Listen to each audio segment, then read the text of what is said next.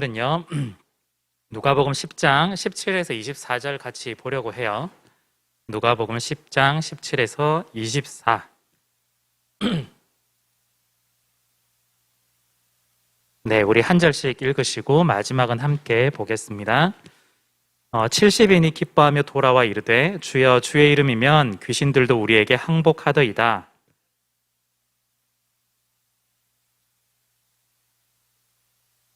내가 너희에게 뱀과 전갈을 밟으며 원수의 모든 능력을 제어할 권능을 주었으니 너희를 해칠 자가 결코 없으리라.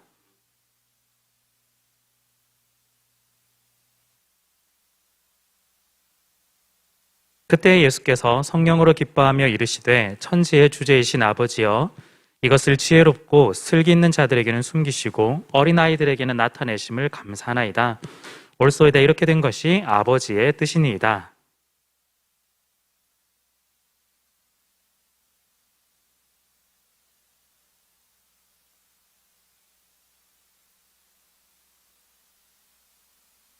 제자들을 돌아보시며 조용히 이르시되 너희가 보는 것을 보는 눈은 복이 있도다. 내가 너희에게 말하노니 임금이 보는 바를 보고자 하였으되 보지 못하였으며 너희가 듣는 바를 듣고자 하였으되 듣지 못하였느니라. 아멘. 네, 오늘은요 제자의 길에서 붙잡아야 할 두 가지라는 제목으로 함께 좀 나눠보고자 합니다.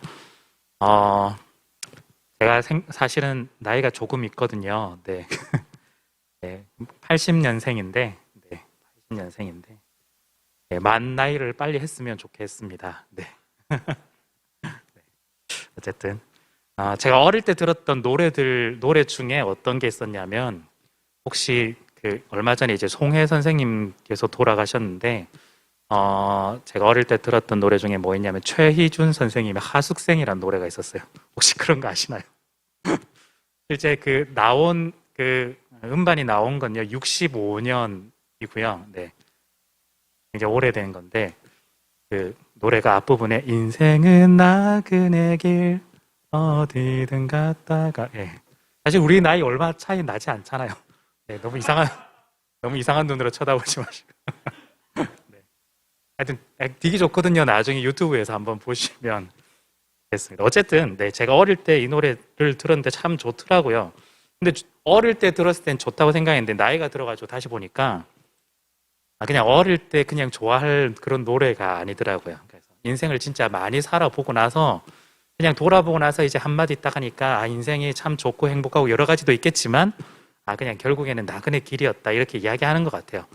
아마 여러분들이 아시는 노래들 중에서도 그냥 뭐 사랑에 관한 이야기도 있겠지만 인생 철학에 관련된 이야기를 담은 노래들도 되게 많잖아요. 아마 여러분들이 좀 아실 수도 있을 것 같은데 사람들은 어느 정도 지나고 나면 특히 인생에 관해서 이렇게 한마디씩 하는데 보통 좀 헛되다, 나그네 같다 뭐 이런 이야기들을 좀 많이 하는 것 같습니다. 그런데 사람들이 다 그렇게 생각하는 것이 우리만 그렇게 생각할 것이 아니라 사실은 성경에서도 그 이야기를 계속해서 하고 있거든요. 베드로 사도도 우리를 보고 뭐라고 얘기냐면 우리는 뭐 하나님의 뭐 백성입니다 뭐 이렇게 얘기하기보다는 베드로 사도는 우리를 보고 나그네다라고 베드로 사도도 그대로 이야기를 하고 있어요.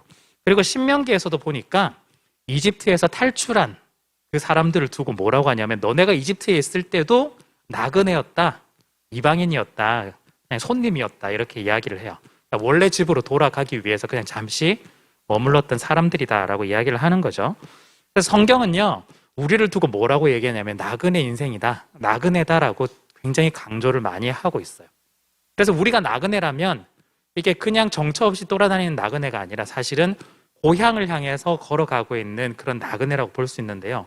그래서 이제 우리가 들어본 단어들 중에 이제 필그림이라든지 순례자, 결국에는 그냥 막 정처 없이 돌아다니는 것이 아니라 분명한 목적, 분명한 방향, 어디로 가야 될지 고향이 어디인지 알고 걸어가는 사람들이라고 해서 우리를 그렇게 좀 표현하고 있어요. 여러분 나그네라고 한다면 특히 우리가 고향이라는 목표를 분명히 두고 걸어가는 사람이라면 우리가 나름대로 짐을 지고 걸어가게 될 텐데요. 어떤 짐을 우리가 지고 가면 참 좋을까요? 아마 다녀오신 분들도 있을 수도 있겠지만 좀 쉽게 표현한다면 스페인의 산티아고 순례길 이런 케이스를 생각해 보신다면 훨씬 더 좀 쉽지 않을까 그런 생각이 들어요. 그냥 여러분들이 여행하실 때는 뭐 유럽을 여행하거나 뭐 일본을 여행하거나 그냥 여행하실 때는 정말 큰 캐리어에다가 가지고 싶은 거 다 들고 가잖아요. 유럽 가면 막 그런 데 가면 제대로 한국 음식 못 먹을 것 같아가지고 라면 다 싸들고 가고 막 그러잖아요. 그런데 산티아고 순례길을 간다고 생각해 봅시다. 한 달 동안. 그렇다면 우리가 캐리어를 끌고 갈 수 있을까? 그거는 그냥 절대 안 되는 일이죠. 다 모두가 배낭을 메는 게 다 이유가 있는 거예요. 배낭을 메고 걸어가는데 이거 가져가면 참 좋을 것 같은데 이거 챙겨다 보면 배낭에 다 들어가지 못할 때도 있고 그런데 실제 가서 보면 다 쓰잘데기 없는 것들이 되게 많은 거예요. 그래서 혹시나 처음에 사람들 말 안 듣고 다녀온 사람들 말 안 듣고 이렇게 더 챙겨가다가는 중간에 다 버리게 되는 일들이 발생하죠. 결국에는 딱 필요한 것만 한 달 동안 걸어갈 때 목적지를 향해서 나아갈 때 딱 필요한 것들만 잘 챙겨서 가는 것이 정말 중요하다는 걸 우리가 좀 알게 됩니다. 그런데 그게요, 우리 인생이 사실은 그래요. 그걸 뭐 깨달아도 잘 안 되는 게 우리 인생이긴 하지만 저도 마찬가지인데요. 우리가 나그네 길을 걸어간다면 정말 필요한 것들을 우리가 좀 챙겨서 갈 필요가 있는 것 같습니다. 오늘 본문 우리가 10장을 읽었는데요. 지난 9장에서는 예수님께서 이 제자들에게 뭐라고 하냐면 전도 여행을 보내게 하세요. 쉽게 말하면 이렇게 나그네 길을 걸어가는 작은 샘플, 작은 체험을 한번 해보게 하시는 거죠. 그런데 거기서 예수님이 미리 명령하신 게 있습니다. 갈 때 어떻게 해야 되느냐? 여행을 갈 때 아무것도 가지고 가지 마라 이렇게 이야기해요. 그리고 지팡이나 주머니나 양식이나 돈이나 옷도 두 벌이나 챙기지 마라 이렇게 이야기를 하는 거예요.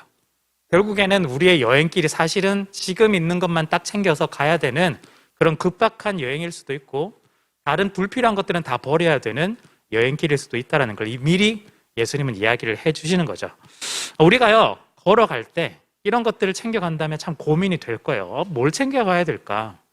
특히 믿는 사람들이 우리 신자들이 어떤 걸 챙겨가야 될까? 9장에서 예수님께서는 보이는 것에 대해서 말씀을 하셨다면 오늘 본문에서는요 보이지 않는 것에 대해서 이야기를 해주세요. 그래서 오늘 제목이 제자의 길에서 붙잡아야 할 두 가지가 어쩌면 보이지 않는 두 가지를 이야기를 하고 있습니다. 먼저 첫 번째는요 내가 누구인지 아는 것, 이것이 제자의 길, 순례자의 길, 고향으로 가는 나그네 길에서 가장 중요한 포인트입니다. 여러분들이 보시기에 우리 믿는 사람에게 있어서 가장 중요한 게 뭘까라고 한다면 여러분들 나름대로 대답을 하시겠지만 저 개인적으로는 우리가 믿는 사람이라고 했을 때 내가 누구인지 아는 것이 가장 중요하다고 저는 생각해요. 다른 거 다 괜찮아요. 다 놔도 되는데 내가 누구냐 그게 굉장히 중요한 것 같습니다. 우리가 교회를 열심히 다니고 예수를 믿는다라고 하지만 여전히 난 예수 믿는 것 같지 않아. 내가 하나님의 자녀가 아니야. 난 하나님의 백성이 아닌 것 같아 라고 한다면 전혀 힘이 없는 거예요. 다녀봐야 의미가 없는 거예요. 사실은 우리가 여기에 있는 이유, 그리고 때로는 교회에 나오지 못하더라도 신앙생활을 하면서도 우리가 버틸 수 있는 이유는 여전히 내가 예수 믿고 하나님의 백성이 되고 하나님의 자녀가 되었다는 그 정체성이 있기 때문에 우리가 하루하루를 잘 살아갈 수 있는 거거든요. 우리에게 있어서 이게 너무나 중요한 거예요. 그래서 나는 누구인가, 내가 누구인가, 나는 어떤 존재인가, 이걸 아까 방금 제가 단어를 언급하긴 했지만 보통 우리가 어떤 식으로 표현하냐면 나는 어떤 신분인가, 우리의 신분은 무엇인가, 내 정체성은 무엇인가라고 보통 표현을 하고 있죠. 여러분들의 정체성은 뭔가요?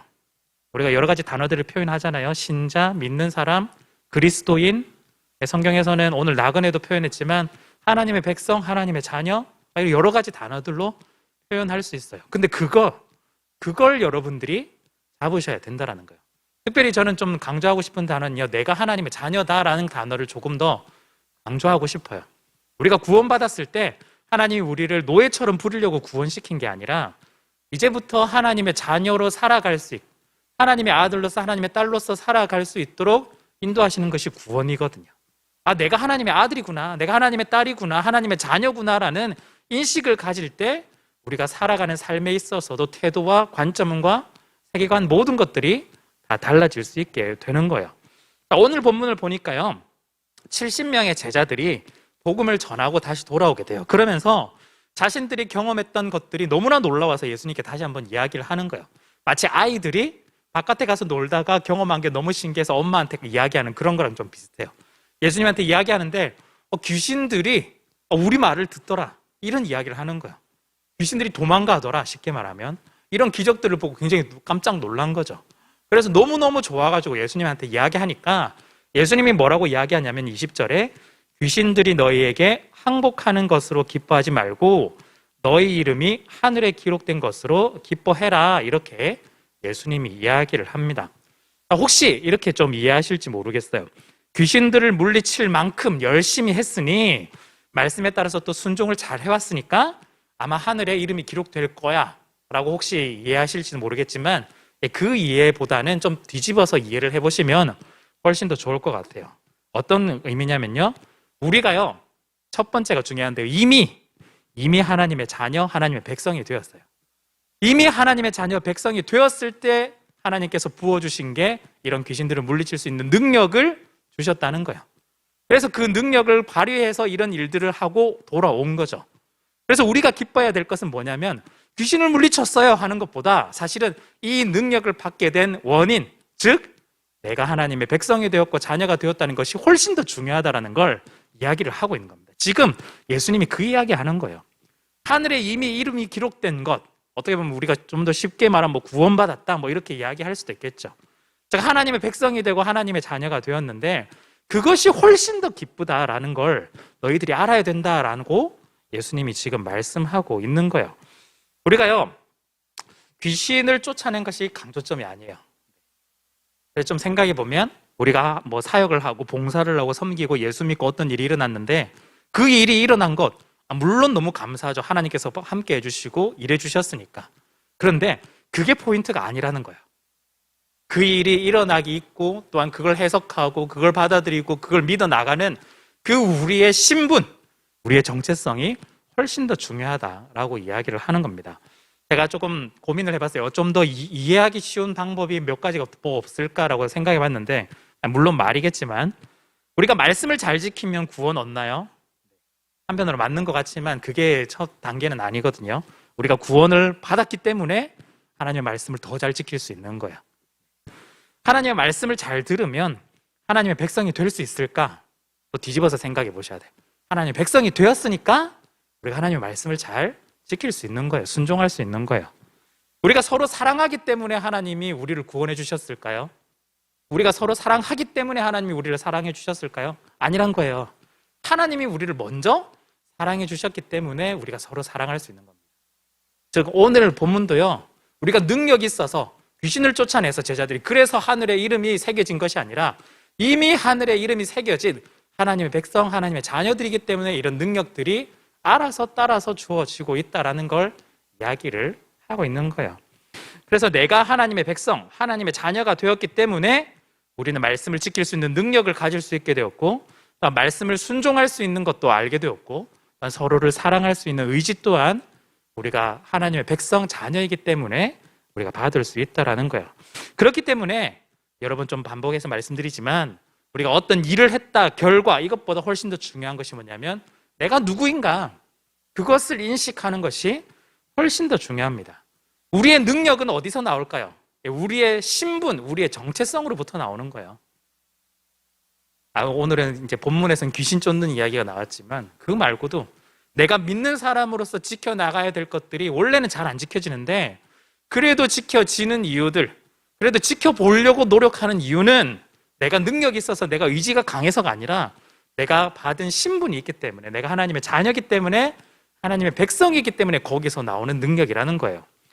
제자가 있어서 우리가 제자라면 이 제자에게 제일 기쁜 일이 무엇일까요? 제자에서 제일 기쁜 일. 그냥 첫 단계에서는 자기가 제자로서 이 일들을 해나갔다는 것에 대해서 굉장히 기쁘겠죠. 그런데 스승이 원하는 건 단지 이 일을 했다라는 것이 아니라 그 제자라는 신분이라는 것을 훨씬 더 스승은 크게 생각하고 있어요. 좀 쉽게 말해보면요, 내가 이 하나님의 제자가 되었고 예수 그리스도의 제자라는 그 사실이 훨씬 더 중요하지 어떤 일을 벌린 것이 중요하지 않다라는 거예요. 조금 말이 좀 어렵긴 하지만 그게 좀 중요해요. 내가 예수님의 제자가 되었다라는 것, 그 신분이 훨씬 더 중요하다라는 겁니다. 그래서 여러분들께서 계속해서 이걸 좀 반복해서 기억을 해주셔야 될 필요가 있어요. 때로는 이런 경우가 있죠. 내가 신앙적으로 좀 열심히 살려고 하는데 열심히 살려고 하는 만큼 좀 힘든 경우가 있어요. 어떤 게 힘드냐면 잘 안 될 때, 흔히 말하는 뭐 말씀 읽고 기도할 때 잘 안 될 때, 또한 말씀을 잘 지키려고 하는데 더 잘 안 지켜질 때, 그리고 내 의지뿐만 아니라 주변의 환경들 때문에 내가 더 힘들어질 때, 그때 되면 내가 굉장히 힘들어지는 거예요. 그래서 이 고민할 때, 나는 왜 제대로 살지 못할까? 나는 왜 매번 죄만 지을까? 나는 정말 하나님 말씀 잘 따라서 하고 싶은데 왜 나는 어려워질고 힘들어질까? 사실은 이 고백이 예수님 믿는 사람들, 즉 하나님의 자녀된 사람들만이 할 수 있는 고백이거든요. 그 사람들이 고민하는 거예요. 난 진짜 하나님의 자녀로 살고 싶은데 안 되니까 이 고백을 던지는 거죠. 그런데 우리가 신분이라는 것, 내 정체성이라는 걸 잘 알지 못하면 내가 이 고백을 하고 있고 이 질문을 하고 있는 것 자체가 신앙이 없다라고 자꾸 착각하게 돼요. 그게 아니에요. 신앙이 없는 사람은 이 고백 잘 못해요. 신앙이 없는 사람은 어떻게 하면 더 잘 살아갈까 이 고민 잘 못하게 돼요. 이미 나는 잘 안 믿고 있는 것 같은데, 좀 부족한 것 같은데, 연약한 것 같은데, 확신이 별로 없는 것 같은데, 그럼에도 내가 예수를 믿고 그럼에도 내가 하나님의 자녀가 된 사람은 이 고민을 조금이라도 하게 돼 있어요. 이건 아닌 것 같은데? 약간 이런 고백하면서 하나님의 자녀에게만 주어지는 특권인 거죠, 이 질문이 사실은. 그래서 여러분들이 하나님의 자녀라는 이 신분에 대해서 좀 더 초점을 맞춰야지, 자꾸 어떤 했다 안 했다의 행위에 자꾸 초점을 맞추게 되면 결과는 어떻게 될까요? 무조건 안 좋아요. 왜냐하면 우리는 완벽하게 절대 할 수 없거든요. 부정적인 것밖에 없어요. 내가 노력해봐야, 물론 너무나 체계적이고 철저한 사람은 어느 정도 하겠죠. 근데 철저하게 한다고 해도 몇십 년 이상 계속 할 수 있는 사람은 없거든요. 사람이란 게 불가능해요. 결국에는 부정적으로, 결국에는 실패로 결정나게 됩니다. 그렇기 때문에 어떤 행위를 했다 안 했다에 초점을 두기보다는 내가 이걸 고민하고 이걸 조금이라도 할 수 있는 나의 신분, 나의 정체성, 내가 누군지를 여러분들이 기억을 하셔야만 이 상황에서 훨씬 더 하나님께서 주시는 복들, 은혜들을 더욱더 누리면서 신앙생활을 해나갈 수 있고 믿음을 지켜나갈 수 있을 겁니다. 그래서요, 이런 고민을 혹시나 하시는 분들에게는 다시 한 번 더 다른, 못했다 이런 거 말고요, 내가 하나님의 백성이구나, 내가 하나님의 자녀구나라는 사실을 한 번 더 기억하시면 좋겠습니다. 그래서요, 우리가 순례길에서 걸어갈 때, 나그네 인생에서 걸어갈 때, 제자로서 걸어갈 때 가장 중요한 첫 번째라고 한다면 내가 누군지 아는 거, 내가 하나님의 자녀다, 하나님의 사랑받는 자녀다, 하나님께서 붙드는 또한 함께 동행하는 자녀라는 걸 여러분들이 꼭 기억을 하셨으면 좋겠습니다.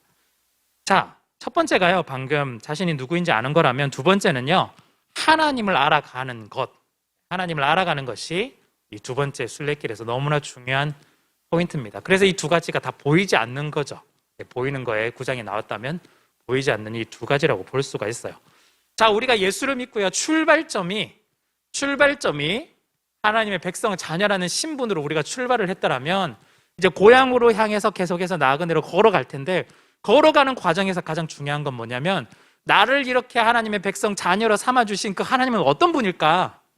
나를 위해서 어떤 사랑을 베풀어 주신 그 예수님은 어떤 분일까를 알아가는 것이 우리 지금 과정에서 중요한 포인트입니다. 지금 여러분들 예수님 믿고 걸어가는 그 과정 속에서 하나님 어떤 분, 예수님 어떤 분, 그걸 조금씩 머리로도 알아가겠지만 가슴으로도 알아가고 경험하고 체험하는 것들이 우리 인생에서 너무나 중요하다라는 거예요. 우리는요, 이 예수님 믿고 우리가 마지막 죽는 순간까지, 어쩌면 짧은 사람도 있겠지만 대부분 긴 인생을 걸어갈 텐데, 우리가 신앙생활을 하다 보면요, 그냥 경험한 한두 가지 가지고 하나님을 오해하고 또한 하나님을 편협하게 생각하는 경우가 굉장히 많아요. 물론 좋게 생각하는 경우도 있죠. 너무나 사랑의 하나님을 경험해봐서 너무 좋아 라고 말하는 사람도 있겠지만, 굉장히 힘든 순간을 거치고 나면 때로는 하나님은 나랑 함께 하지 않는 분이야 라고 생각해버리고 재단해버리고 그 순간이 계속해서 이어져 나가는 경우도 생길 수도 있어요. 그런데 하나님을 알아간다는 건요, 한 번에 다 될 수가 없잖아요. 우리의 인생 계속해서 끝날 때까지 계속해서 만들어가고 알아가야 되는 것이 하나님을 알아가는 것, 예수님을 알아가는 거예요. 그래서요, 여러분들이 누구 하나 하나님에 대해서 완벽하게 설명을 한다, 뭐 정말 대단한 분일 수도 있겠지만 아닐 수도 있어요. 하나님 우리는 다 할 수 없어요. 왜냐하면 우리는 유한한 존재들이고 하나님은 무한하신 분이거든요. 왜 성경에 보면요, 하나님의 이름이 여러 가지일까? 단순하게 생각해 보면 뭐 사랑의 하나님 이렇게 묘사를 할 때도 사랑의 하나님, 공의의 하나님 뭐 여러 가지로 표현하잖아요. 왜 그럴까요? 하나님은 무한하시고 하나님은 엄청나게 여러 가지로 표현하는데 한 단어로 표현할 수 없는 거예요. 그렇기 때문에 우리가 이해할 수 있는 이 단어들을 하나하나 그냥 대조해서 이야기를 들려주실 뿐, 하나님은 여기에 사랑 안에만 머물러 있는 분도 아니고 공의 안에만 머물러 있는 분도 아니고 우리가 생각하는 것 그 이상으로 하나님은 어마어마하신 분인데, 단지 우리가 하나님을 조금씩 알아갈 때 그냥 정말 수천 가지 중에 수만 가지 중에 그냥 한두 개를 우리 인생 가운데 지금 계속해서 알아가는 것 정도예요. 우리가 끝날 때까지 다 알 수 없죠. 물론 마지막 날, 정말 마지막 날에 하나님을 만난다면 그때는 하나님이 어떤 분인지를 우리가 좀 더 몸소 알겠지만, 지금은 어떻게 하더라도 다 알지는 못해요. 그러나 알지 못한다고 해서 우리가 포기해야 되냐, 그게 아니라 지금 순서에서 하나, 인생에서 하나, 둘, 셋 조금씩 하나님을 알아갈 때 그 하나님께서 베풀어 주신 은혜와 사랑들이 얼마나 큰지를 알아갈 때마다 우리에게 더 큰 복이 된다라는 거예요. 복이 주어진다가 아니고 복이 된다라는 겁니다. 복을 발견하는 거죠, 쉽게 말하면. 우리 걸어가는 인생이 그런 거예요. 힘들 때라도 하나님을 경험할 때마다 하나님을 알아가는 겁니다. 오늘요, 그렇다면 그 하나님을 어떻게 하면 조금 더 알 수 있을까? 본문을 보면 22절에 이렇게 좀 표현을 하는데요. 내 아버지께서 모든 것을 내게 주셨으니 아버지 외에는 아들, 예수님입니다. 아들이 누구인지 아는 자가 없고 아들과 또 아들의 소원대로 계시를 받은 자 외에는 아버지가 누구인지 아는 자가 없다, 이렇게 이야기합니다. 말이 좀 어려운데요, 쉽게 말하면 하나님 아버지를 통해서만 아들 예수를 알 수 있고 아들 예수를 통해서만 하나님 아버지를 알 수 있다라는 거예요. 거의 뭐 그냥 폐쇄적인 공동체 아닌가요? 하나님만 아들 알고 아들이 하나님 알고 우리는 어떻게 알지? 우리는 어떻게 할까요? 근데 오늘 본문에 힌트가 있어요. 방금 읽었던 22절에 보면 아들과 또 아들의 소원대로 계시를 받는 자, 계시를 받는 자, 여기 즉 하나님과 그 아들 예수님 말고 사람이 등장하는 거예요. 계시를 받는 사람은 아들을 알 수 있다라고 이야기를 합니다. 즉 계시가 뭐냐면요, 하나님이 자기를 보여주는 거예요. 자기를 알려주는 방식을 좀 있어 보이는 단어로 계시라고 이야기를 해요. 옛날 방식은요, 하나님이 직접 찾아오셔서 음성을 들려주시죠. 내가 이런 존재다. 또 하나님이 기적을 보여주시죠. 이런 것들을 경험하게 하시는 거예요. 오늘날 우리의 방식은 하나님께서 그 기적과 그 말씀들을 다 정리해서 우리 가운데 책 하나로 우리에게 주셨습니다. 성경책인 거예요. 기록된 말씀이 하나님께서 우리에게 주시는 계시라고 할 수가 있어요. 옛날 건데 지금이랑 무슨 관계가 있을까?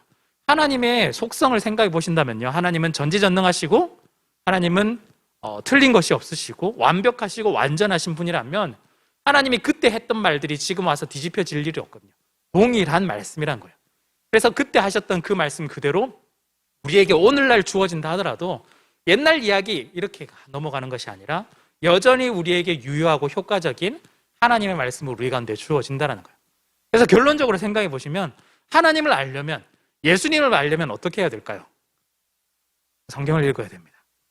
갑자기 이상하게 막 기승전 갑자기 성경을 읽어야 당황스럽겠죠. 그래서 우리 공동체 성경을 하는데 좀 같이 하셨으면 참 좋겠습니다. 중요해요.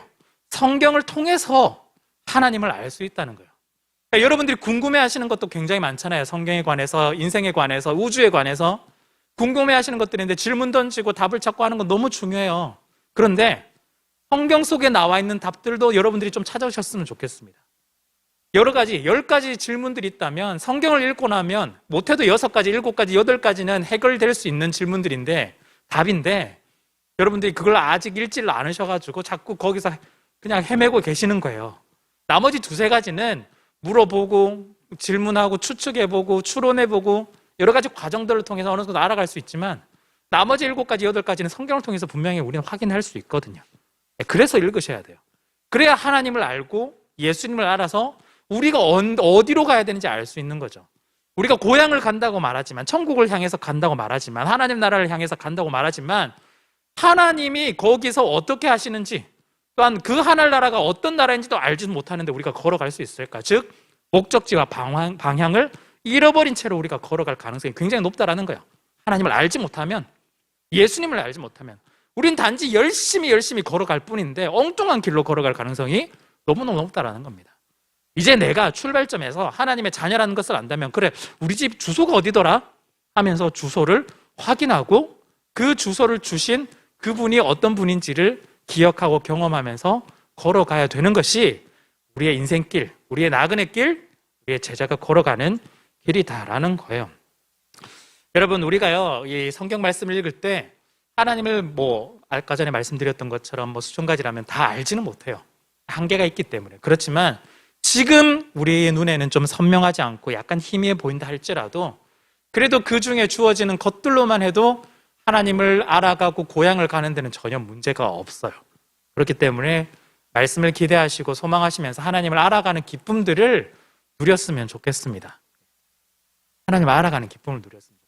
특별히 성경에서 말할 때 하나님을 안다라는 단어는요, 머리로 안다는 것을 좀 넘어서요. 특히 구약 성경에서 안다라고 말할 때 야다라고는 단어를 쓰는데요, 이 단어는 부부가 서로 안다라는 단어처럼 하나님을 안다라고 이야기를 해요. 즉 우리가 하나님을 안다라는 건요, 그냥 멀리 있는 존재, 그냥 연예인 안다 이 정도 수준이 아니라 정말 부부가, 남자와 여자가 서로 알듯이 함께 지내듯이 서로가 마음들을 다 아는 것처럼 그렇게 알아가는 것이 하나님을 안다라는 거예요. 그 말은 지식적으로 하나님이 이런 분이야 라고 정의하고 아는 것도 필요할 수도 있겠지만 플러스 하나님이 내 마음속에 찾아오시고 나도 하나님 품 안에 들어가는 그런 경험들이 우리 가운데 있어야 한다라는 거죠. 그렇게 하려면 우리가 우리의 마음을 조금 더 열었으면 좋겠어요. 하나님, 내 마음 가운데 찾아오시고 제가 지금 이 길을 걸어갈 때 함께 동행해 주셨으면 좋겠습니다. 그냥 저 혼자 고군분투하게 그냥 놔두지 마시고 함께 손잡고 걸어가면서 이야기도 좀 나눠주시고 음성도 들려주시고 해주셨으면 좋겠습니다. 그런데 한번 기도해 보시는 거예요. 기도하면서 말씀 읽으며 그 과정 속에서 성령님의 인도하심들, 하나님의 함께 하심들을 여러분들이 경험하지 않을까 저는 확신합니다. 한번 정리를 좀 해보면요, 오늘 두 가지를 좀 말씀을 드렸습니다. 우리의 인생이 어쩌면 나그네 길, 제자의 길 이렇게 좀 설명할 수 있는데요, 그 중에 보이지 않는 두 가지를 꼭 붙들어야 된다면 첫 번째는 내가 누구인지 아는 거, 즉 하나님의 백성, 하나님의 자녀라는 그 정체성 사실을 여러분들이 꼭 붙드셔야만 이 길을 넉넉하게 걸어갈 수 있을 거예요. 그리고 두 번째는 우리가 고향을 걸어갈 때 그 고향을 향해서 걸어가게 하신 분이 누군지, 즉 하나님이 어떤 분인지, 예수님이 어떤 분인지를 우리가 알아가는 과정이 우리 가운데 좀 필요합니다. 그래서 제가 설교하는 스타일이 좀 그렇지만 아무것도 하지 말라 이런 뜻은 아니고요.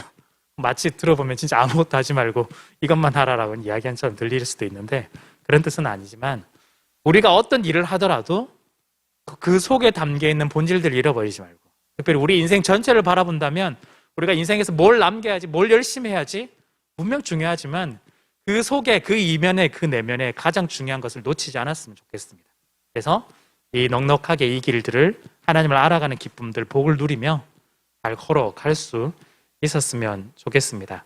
여러분들이 하나님의 자녀다, 나는 하나님의 백성이다, 꼭 기억하시고 이 길들을 함께 혼자 걸어가지 마시고 함께 손잡고 격려하며 응원하며 걸어가면 참 좋겠습니다.